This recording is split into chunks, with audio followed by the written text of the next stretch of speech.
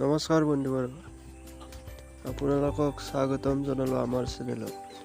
আজি আমি ক'ম গাহৰি পালনৰ কৰা 7টা সাধাৰণ ভুলৰ বিষয়ে, যি নতুন লোকে বিশেষকৈ কৰে আৰু তাত বিপদ হ'ব পাৰে।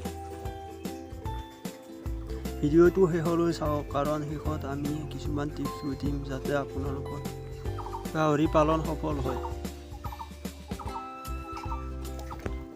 1 নম্বৰ ভুল, দানা খুওৱা।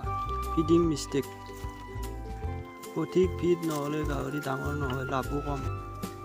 বেলেঞ্চ প্ৰটিন আৰু এনাৰ্জি খুৱাব লাগে। 2 নম্বৰ, পৰিষ্কাৰ চাফা গাহৰি ঘৰটো ভালকৈ চাফা নকৰিলে ৰোগ লাগে। ৰেগুলাৰ ক্লিনিং আৰু ডিছইনফেকশ্যন ব্যৱহাৰ কৰক। 3 নম্বৰ, অতি ভিৰ কৰা, অভাৰ ক্ৰাউডিং। এটা ৰুমত অধিক গাহৰি ৰাখিলে গ্ৰোথ শ্ল' হয়, ফাইট কৰে, প্ৰপাৰ স্পেচ দিয়ক। 4 নম্বৰ, ভেকচিন নিদিয়া, নো ভেকচিনেশ্যন।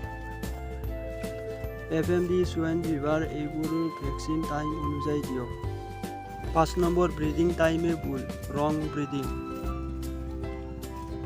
4-5 মাহ বয়সত ব্ৰিডিং কৰা ঠিক নহয়। হেল্থি ফিমেল বাছক, প্ৰপাৰ টাইম ৱেইট কৰক। 6 নম্বৰ, ৰোগ চিনাক্তকৰণ, no spotting disease. 7 number, training ল'ব নোখোজা, নো লাৰ্ণিং। এক্সপাৰ্ট বা ভেটেৰিনাৰী এডভাইচ ল'ব লাগে। ব্লাইণ্ডলি কোনো কথাত বিশ্বাস নকৰিব। বন্ধুবৰ্গ, এইবোৰ ভুল কৰিলে আপোনালোকৰ গাহৰি পালন লাভজনক হ'ব নহয়।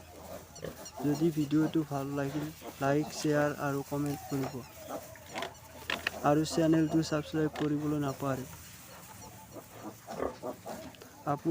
আপোনাৰ যিকোনো প্ৰশ্ন কমেণ্টত সুধিব পাৰে। ধন্যবাদ।